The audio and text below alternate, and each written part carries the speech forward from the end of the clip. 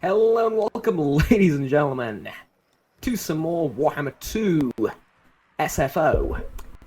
We're playing as the Greenskins, specifically as the big bad green boss, Grimgor Ironhide. Now, what is this green tide mechanic you're talking about? So, green tide is a representation of how organized, hold on. Forces of the Greenskins are typically brawling and bickering amongst them too much to a serious threat for very long. It will take legendary warboss to unite tribes, yada yada yada. Green tide will decrease slowly over 20 turns, and they only follow the best boss, so rebellious and lost battles don't sit well with them. Right.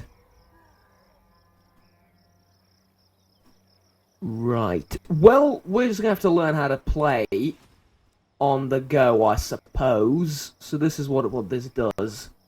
Right, green tide. So the bigger a badass Grimgor is, the sort of more likely they are to follow him into glorious combat. Is that right? At least that's what it seems. +5 obedience. Does that mean it will increase obedience further or less in the future? We don't quite know. Okay, we will see, I suppose. Ladies and gentlemen, hello and welcome once again to SFO Warhammer. Now, what is SFO for those of you that don't know? Well, glad you asked. SFO is a total overhaul mod for Warhammer 2 to make it, well, better. In all due honesty, it just makes the game better. So what it does is it adds a few new units, adds some new gameplay mechanics, but also it makes the game, I don't want to say a lot more difficult, but a fair bit more difficult. It allows the AI to field more armies, it makes the AI smarter, so on and so forth. So it's generally just an overhaul of the game, and it's an improvement to the game in my modest opinion. Now, we are also running a few other mods. Namely, I've added the 2 skill points per rank up, or per level up for each lord. This just makes the game more fun, basically. It just allows you to level up lords faster, and honestly, I can't play without this mod. I love it. And it's balanced perfectly well because the enemy, or the AI lords, have the exact same thing, so there you go. Alright, there we go. So, I think we're ready at this point to begin, and well, pretty much since Rome 2, or no, since Medieval 2, I think, every single Total War game has started with a battle, so let's do the same with every faction, more or less. I think there's a handful of factions where the first thing you do is not go and fight someone, and have that be the objectively best thing you can do, so, yeah. Continuing the tradition, I suppose, let's do that. So, bear in mind, this will not be a very long series. Matter of fact, I expect it to be, I don't know, a dozen or so episodes, maybe. Depends on how it goes, but I'm not going to paint the map here. I'm playing Mortal Empires, but realistically, maybe I should have just played the old world, but who plays that when you have a simple expansion? And the truth of the matter is, Warhammer 2 is an expansion rather than a standalone game. Well, it's a standalone expansion, but nah. There's just no reason to play Warhammer 1. At any rate, this is just better. At any rate, I'm just going to set up sort of Grimgor Ironhide. I'm probably going to try and unite all the Orc tribes in my vicinity, and we're going to call it there, and then we're going to move on to something else. Mainly because I know this is not the greatest Total War channel ever, nor does it attract the greatest amount of a Total War fan base, right? So, sprinkle in a little bit of Total War here and there is fine. And then we're going to move on to something else. But for now, let us enjoy our time here. So, I have some mouse issues here. That's going to be mostly with scrolling like this, but it's going to be fine. Okay. I have played SFO off camera a decent bit, and I've learned how the game works, and I've learned how relatively, well, it's not that difficult, but it's relatively difficult, right? So I've figured out how relatively difficult it is. So, are you kidding me? I can't do that during deployment. Oh, fuck. fine, there you go. So you can do that when... Excuse me?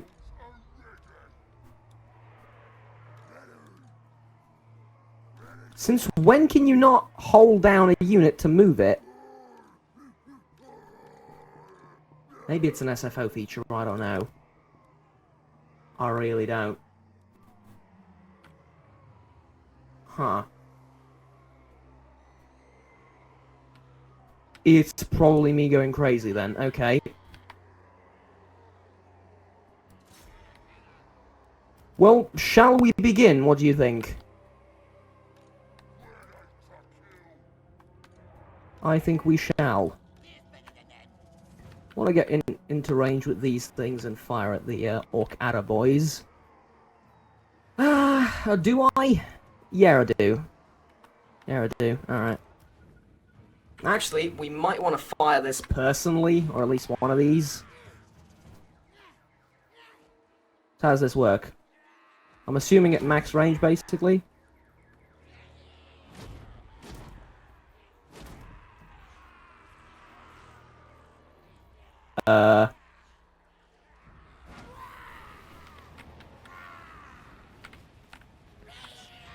Ah, right, here we go. It's a little bit inverted, but it's fine. Yes, I am the one controlling this thing, in case you didn't know. And hit!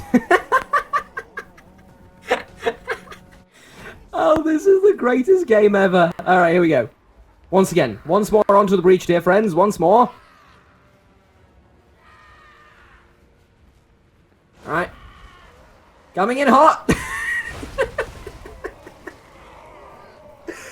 Oh, tell me this is not the greatest game you have seen on this channel. Look at that. What game allows you to fly goblins into enemy archers and eliminate them thus?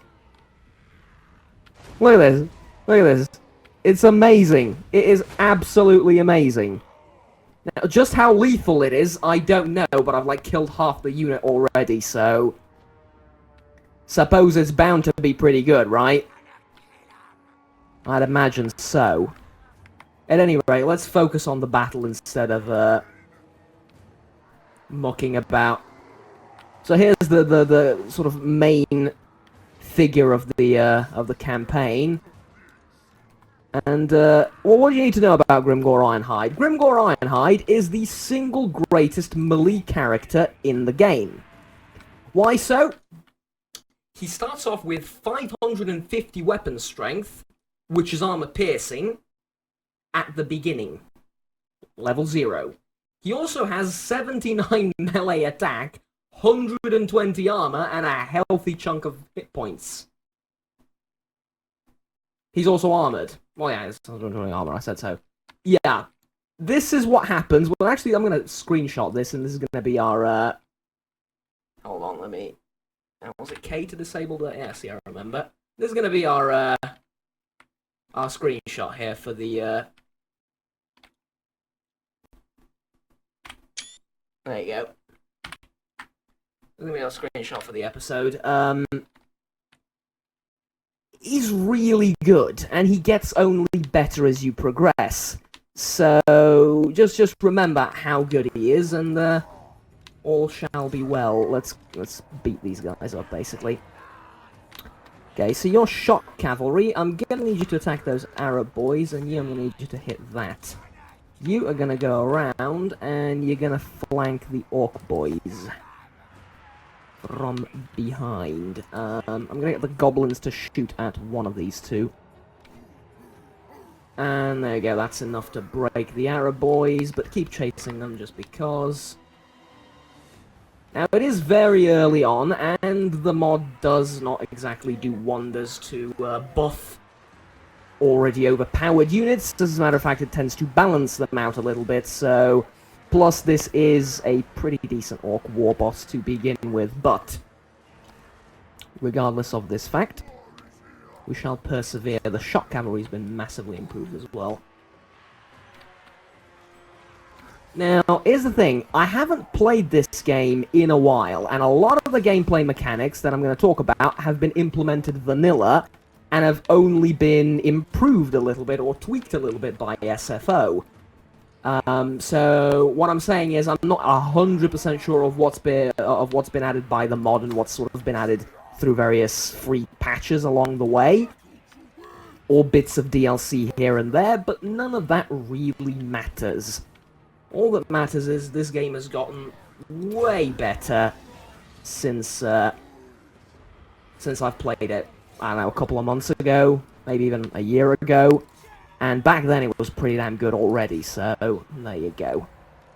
It is by far, right now, my favourite Total War game, so there you go. They did add this Grimgore as the boss ability, though. I'm pretty sure this is an SFO thing. Because it's a map-wide buff to absolutely everything, and it's ridiculously overpowered. But you need to work to earn it, so yeah. Anyways, Grimgore is also great at chasing stuff down, as you're about to see. Now, this looks a little bit hilarious, and I mean, pretty much every single battle of this type has looked hilarious, but did he just... He just decapitated this poor Git.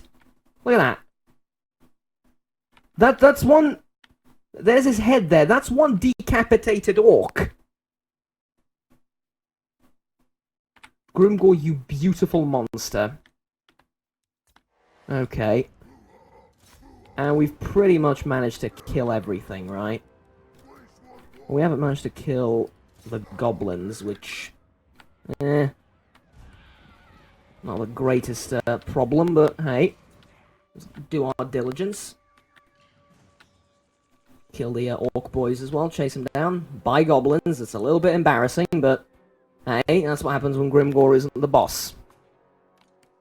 Point being, vote Grimgore. Alright, there we go. Our first battle went decisively well, and...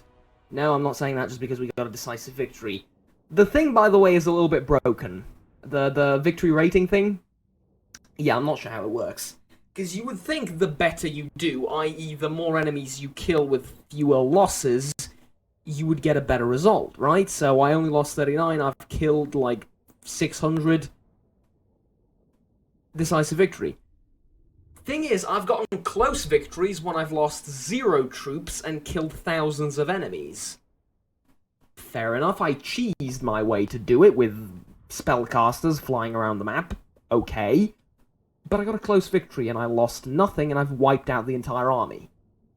So, yeah, I'm not sure how it works, but, there you go.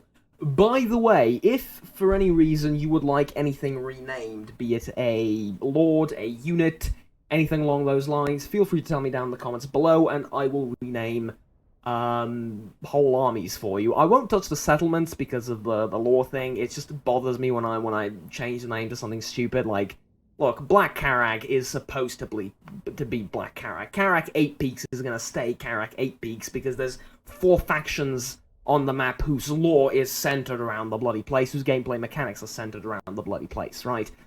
We're gonna stick to the settlements. Legendary Lords I'm also not renaming, so you can't turn Grimgore into, I don't know what perverse name you can think of. You'd be surprised the sort of requests I get. I'm kidding, of course. Feel free to request anything, but I'm not going to rename Legendary Lords, and I'm not going to touch the settlements. Units, however, you're more than welcome to come up with anything, because I would love it, basically. I'd love to just come up with all sorts of names for different units, because having them just named Goblin Spearmen or Goblin Archers is meh. So if you can come up with custom units, if you want to come up with custom names for those, feel free to at me on any social media, and I will heed your requests. At any rate, can we load in a little bit faster, please? I even have some mods to optimize loading. That's mostly for the end-turn camera, but eh. The Goblin catapult thing got 156 kills. Right. Let's yeah. Okay. It's so good. It's so good. It didn't used to be this good. It used to be a little bit weak sauce, but it's so good. Oh god, okay, this is complicated. So it reduces speed, it replenishes quite a bit, but we don't need a lot of replenishment. Alternatively, we can do this. Yeah, we're gonna slaughter the captives.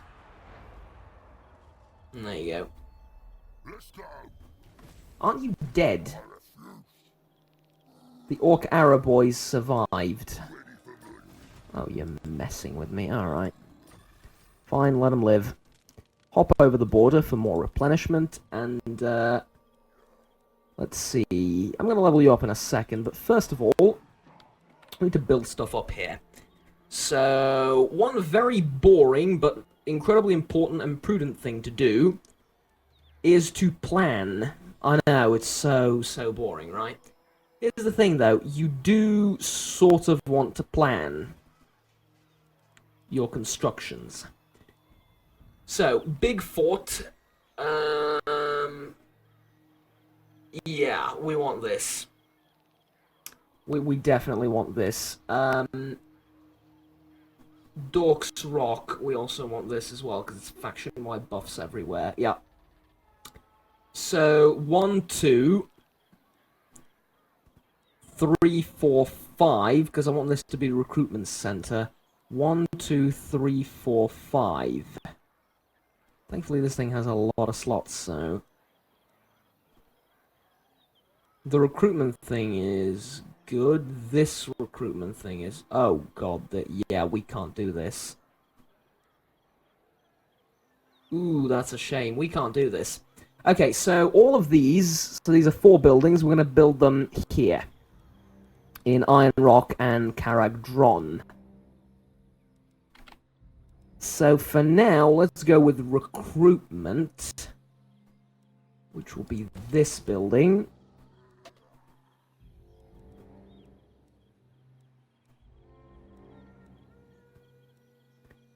And then, well, we're going to have a Cave of Shinies, right? Just for the... We're going to have it, basically. And it does take growth to build recruitment stuff as well. Orc Arrow boys, Goblin Arrow boys.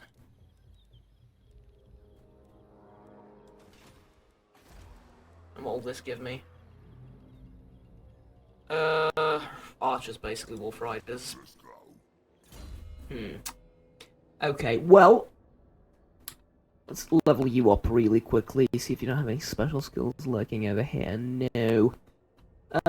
So fairly simple Lord, but that's all he needs to be. We'll start with Blade Master, because he needs more attack power, apparently. And we're going to start with Root Marcher, because movement speed is great. And we're also going to recruit 3 Orc boys for you. Now, if I remember correctly, we can't do any research until we've built a few buildings. I'm not exactly great at doing, but hey. Yeah, growth is going to be a problem. Because we need growth for everything, basically. Tell you what, though, one of the greatest things about the orcs in general is that the game forces you to be good at the game. That doesn't make any sense. The game literally forces you to be good, right? Because it actively punishes you if you're not doing anything with your armies, which is like the #1 mistake people make. Is just sitting their armies around in castles and cities. You need to use those armies all the time. You can't have an army sitting doing nothing. Having an army sit for public order is okay for a few turns, but, you know, deal with public order in different ways. You need to use those armies, because they're way too precious to be sitting around and doing nothing. And the game literally punishes you if you do that with the orcs, so... You see a little bit of that. Basically, it does that through the fightiness mechanic. The more you fight, the better they do, and eventually they summon wargs, which is a full army, full-on, pre-built army, that you just get to send somewhere in some general direction to nuke an enemy. Because that's somehow balanced. I'm kidding. It's perfectly fine. They actually nerfed the orcs a little bit compared to the vanilla game because I've done some math and I've calculated and I think I've done around 20 campaigns in Warhammer 2, which is not a lot, but it's also like a couple of 100 hours. Have I reached 1,000 hours in this game? I don't think so. Okay, we're going to discuss this in a second. SFO Grimhammer 2 lets you decide how the campaign will play thanks to the caps system. We will do no caps. Right? This breaks does it break the mod? Not necessarily, but there are certain abilities and techs that are focused around caps. What's a cap? Well, it basically limits the amount of special units you can have in an army or in a faction. Okay? Pretty simple, right? Thing is, we don't want any of that, because that's all bullshit according to Grimgor Ironhide, and he can have as many special units as he wants in his army. His words, not mine. Now, all of these are great. All of these are great, all of them. And I want all of them. Yeah, they're not that great, actually. They're like minor buffs, which is what you want from, well, minor settlements, but yeah. Okay, Valea's Sorrow. There's going to be I was going to say there's going to be a little bit of a difficult battle, but apparently not. Shall we auto-resolve this? Yeah. Well, you were outnumbered. I was outnumbered by vermin. By goblins. It's no match for Grimgor, don't worry about it. Though, in retrospect, maybe I should have fought that battle because I would have done better than the auto-resolve, but hey. Death from Below. Raider, Looter, Ravager. This is pretty good due to the campaign movement range again. Because most lords will pick this up, so this is just like a little bit of a bonus. But let's go with... Do we have anything that increases... no, we don't.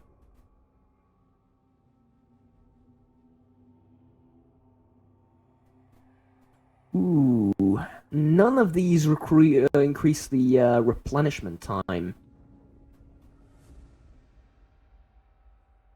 That's a bit of a problem.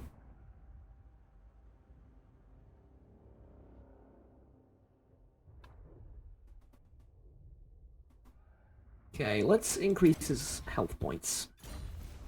I think that's a good idea. So, we've occupied Valea's Sorrow. That is a glorious thing indeed. So what are we going to do here? Well, we can build some of the big stuff later down the line. And we can get it up to level 3. But not even that's that good, right? Not even that is that great. Nah, I'm thinking we build, like, idols or, See, this increases, yeah.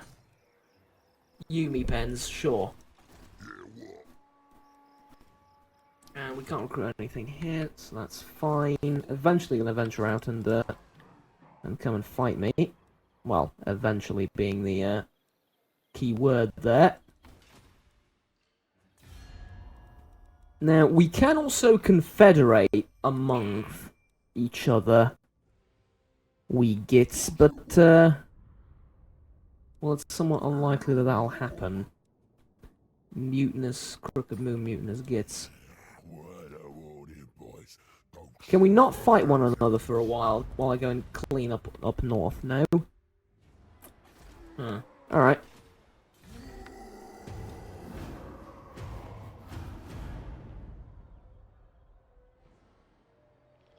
Oh, we have a population surplus in Black Crag. That's good. I'm thinking this is not the best recruitment site. Problem is, we're going to need to specialize, and I hate doing that in Total War games. I hate specializing. Specialization is for ants, right? We humans like a wide plethora of things, right? A wide selection of, well, everything. Food, clothes, vehicles, houses, army units in our video games, general, we just like a wide selection of things. That's how we work. But no, on a more serious note, I do not like Imperial Peace. This is also one of the amazing things. The Empire and the elected counts have made a secret arrangement not to attack each other. Kislev as well. I'm going to do United They Stand. It's going to make the game a lot more difficult, but to hell with that. Also, I mean, it's not going to make it that more difficult, because look at where we are. Empire's like up here. Yeah, we're far away from the Empire to worry about them. We have stuff down here to worry about, though, and that's probably the direction we're going to go before heading off north. Now, Karak 8 Peaks is a stupidly well-defended spot. Now, the Mutineers Gitz are going to continue recruiting until they pop. So, what do we do about that? Well, Iron Rock isn't that well defended, though they do have an army. But we're going to just have to make sure that we have a bigger one, right?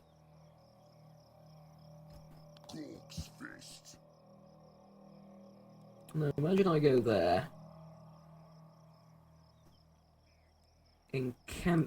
Camping is going to increase the thing, and you can recruit while camping as well. Lovely. So what do we want to recruit? Well, we have Orc Boar Boys. That's helpful. They're very good cav. Well, early game, they're very good cav. Is there anything we want that's a bit less good? A little bit more shit? We do want Orc Boys, those are great. I kinda want Goblin Wolf Rider Cavalry as well. We do need a Wolf Rider Cavalry unit, because basically we're going to use it to go around the enemy's front lines while the Orc Boys hold the aforementioned front lines. And we're going to hit their archers with those Wolf Riders, so... Or at least that's the idea. We do need Orc Arrow Boys, though, so we're gonna build that too. Income doesn't seem to be too big a problem for the Orcs, so... That's good to see. I mean, if you think about it, the income in with Chaos, with Norska, with the Beastmen, with hell, even the vampires, that's a bit of a problem. Yeah, they seem to generate more in taxes, if I'm reading this correctly. Though I did build that huge income building as well, which helps quite a bit. But yeah, they seem to have more cash at their disposal. No, the Vampire Council don't exactly use all that much cash to begin with, and the Chaos and Norska don't use any, practically. Basically because their buildings are extraordinarily cheap. Units are a little bit different, but, you know, you tend to not lose units. You tend to not lose buildings either, but there's a lot more buildings than there are units to recruit. Beastman Rising, yes, even though this doesn't exactly affect me all that much. I mean, it sort of does, but eh. Okay, the Wog begins. That's not that great. Ambush, not that great. Use them, nah.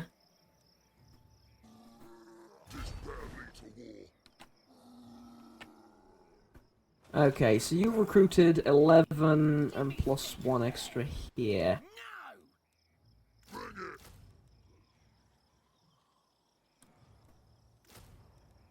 No, I'm just gonna keep recruiting.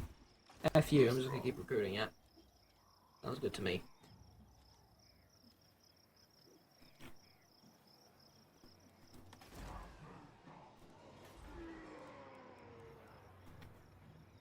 Obedience -1, not great. Obedience +2, okay, now you're talking. Plus, again, obedience -2. You're gonna have... Oh, is that the theme of the buildings then? Most of them decrease obedience. Ugh. Boss's tent. Okay, this is obedience +5. That's good, because if I remember correctly... Ah, no they don't. Interesting. For most factions, recruitment buildings reduce obedience now, or reduce, yeah, reduce public order, basically, which is called obedience here. But here they don't. Which is interesting. Okay.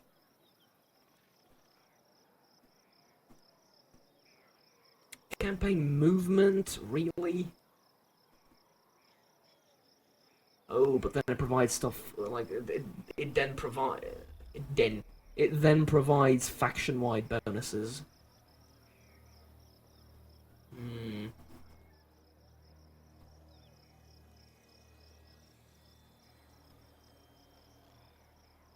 Yeah, we're gonna go with this one. This one seems pretty good. So is there anything we don't want? We can... Okay, let's take a look at it right now. Is there anything we don't want recruitment-wise? Let's say we don't want boars here.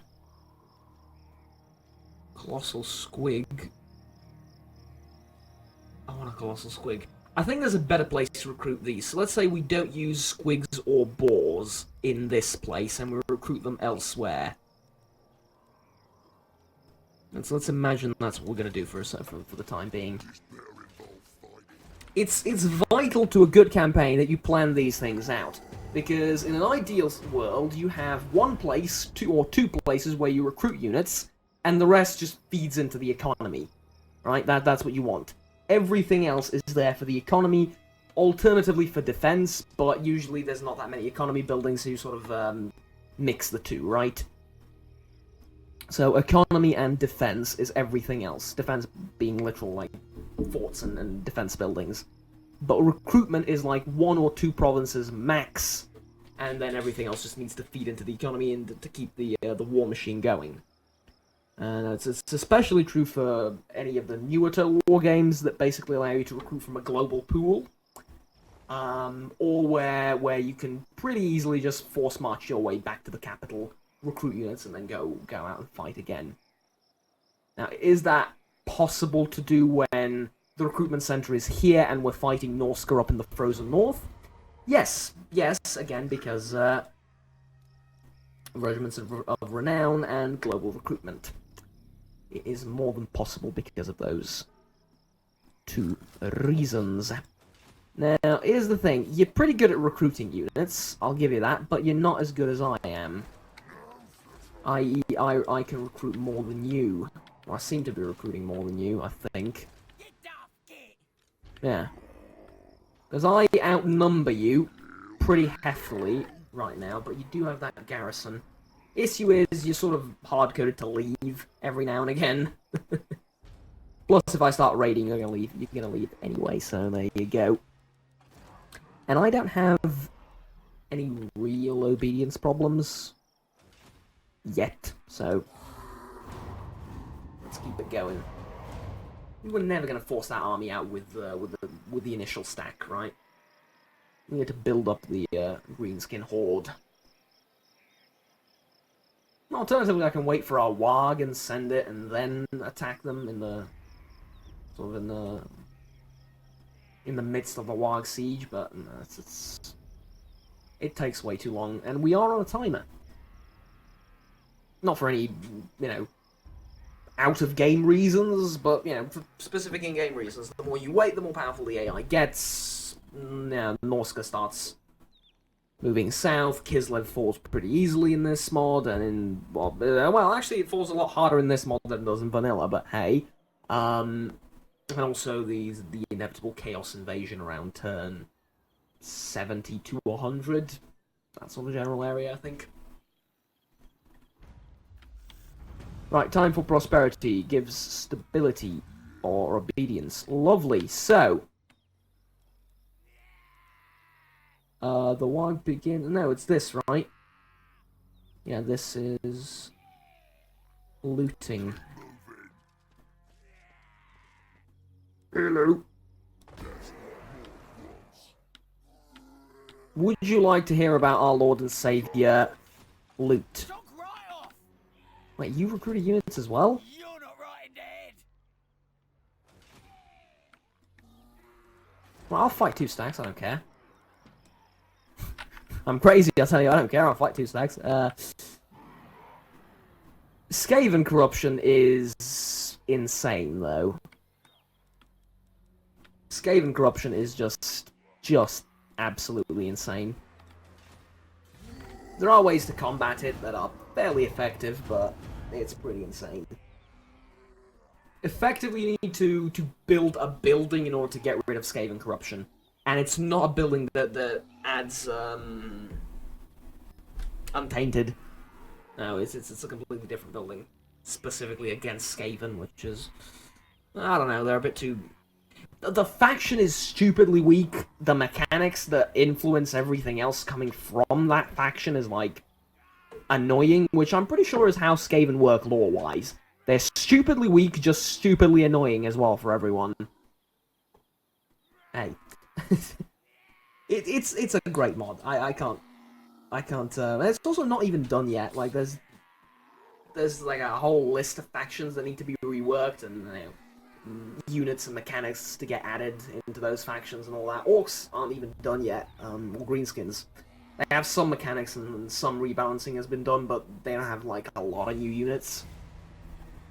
So those need to be added as well, which is, you know, all great, don't worry about it. We're not going to get a Warg anytime soon.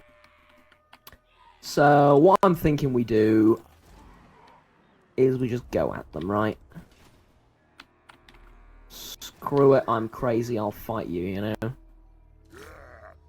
Yeah. Come at me. That's a lot of Orc boys. That's a lot more Orc boys than I expected. I didn't put the banner on any of the... Ugh. Silly, silly me. Should have put the banner on something.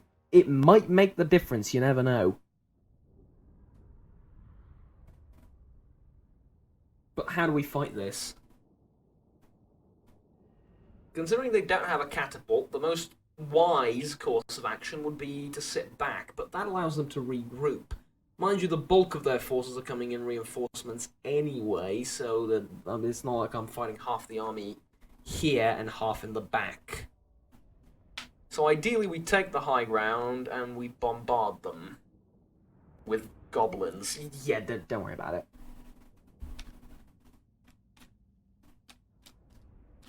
We're wasting our own manpower to inflict casualties. I just thought of something. I think I know where the idea for the Goblin Catapult came from. They were looking at field manuals of, like, I don't know, Empire generals probably, and yeah, the Empire said, well, it takes 150 Imperial soldiers to kill 50 Chaos soldiers or whatever, I don't know.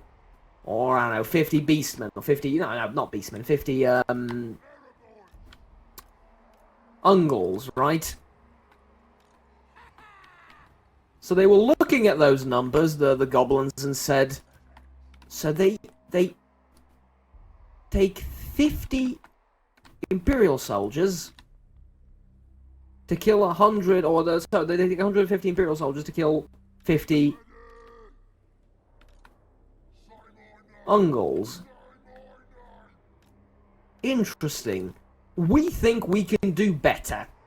We can take a gobbo, throw him at the chaos or whatever I mentioned, and then, you know, one gobbo is gonna have, you know, one flying gobbo hurtling towards the enemy is gonna be a lot more effective than one gobbo standing on his ground with a spear, or standing on the ground with a spear. We're geniuses, eh? Talk about throwing waves of soldiers at the enemy. The Soviets have nothing on the goblins. Now, I believe all of the enemies are going to come from here, which is a little bit silly, but it is what it is, and we're not here to question things, we're here to win battles. So, problem is, these are all Orc boys, and I haven't buffed my Orc boys yet. Right, they don't have a lot of experience there, they're just Gitz. So, yeah. Grim Gourmet, you're going to need to fight... Well, you can sort of charge through that and you can fight him, there you go. Yeah, there's going to be no running away, I'm afraid.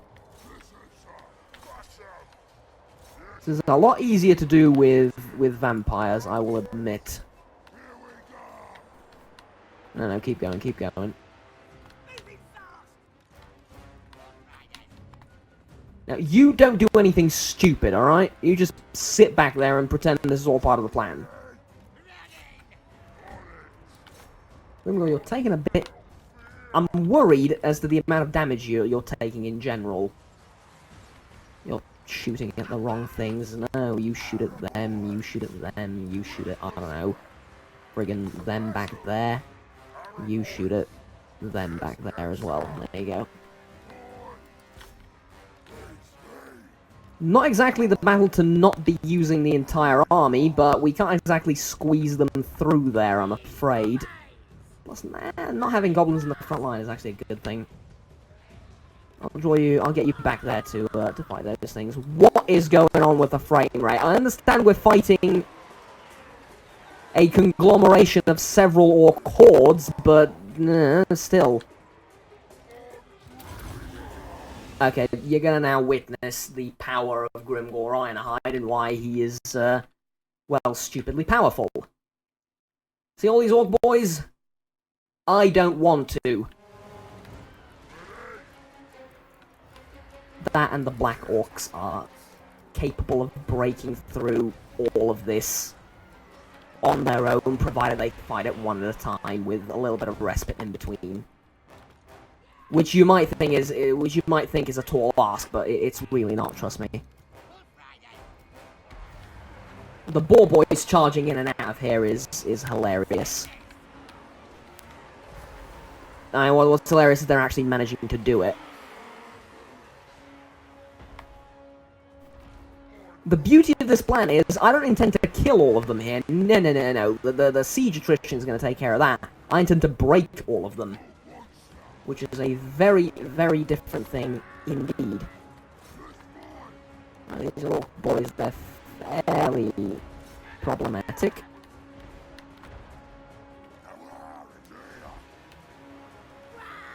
Oh, wait, what are you doing?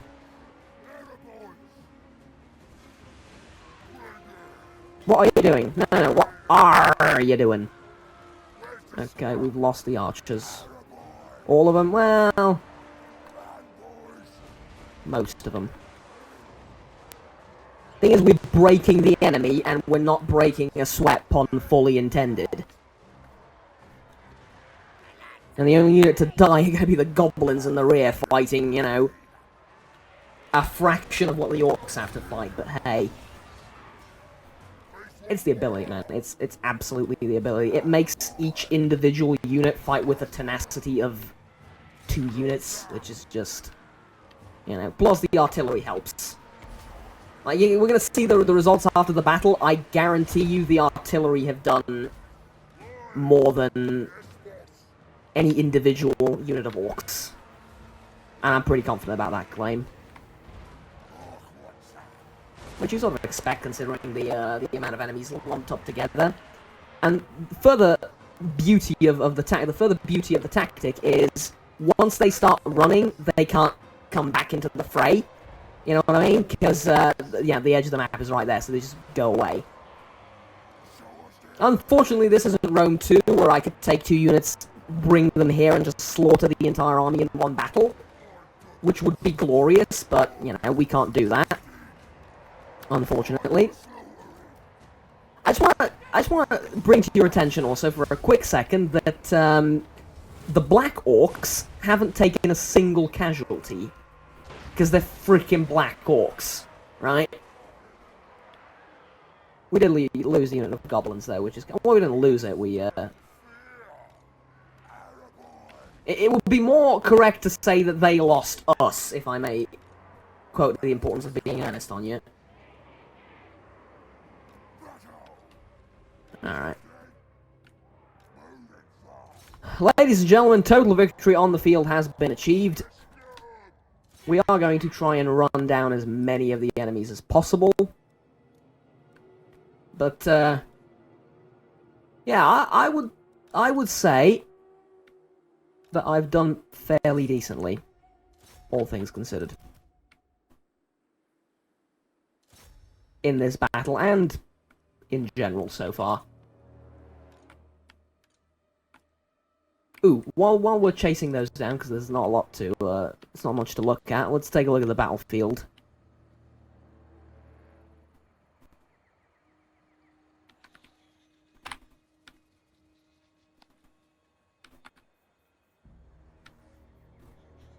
glorious.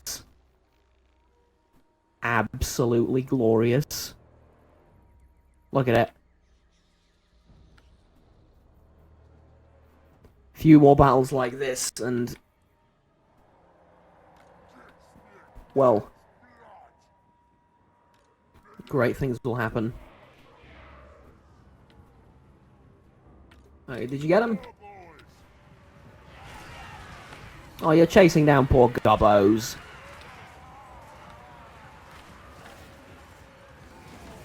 That's just cruel and unusual.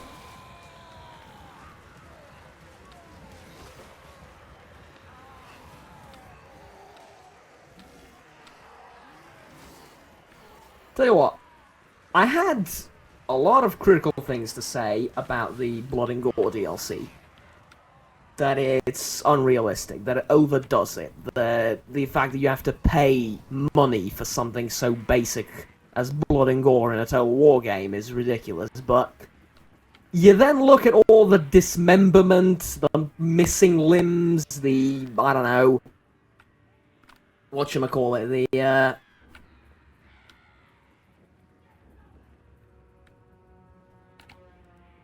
oh, sorry, I just need to... I need to do this really quickly.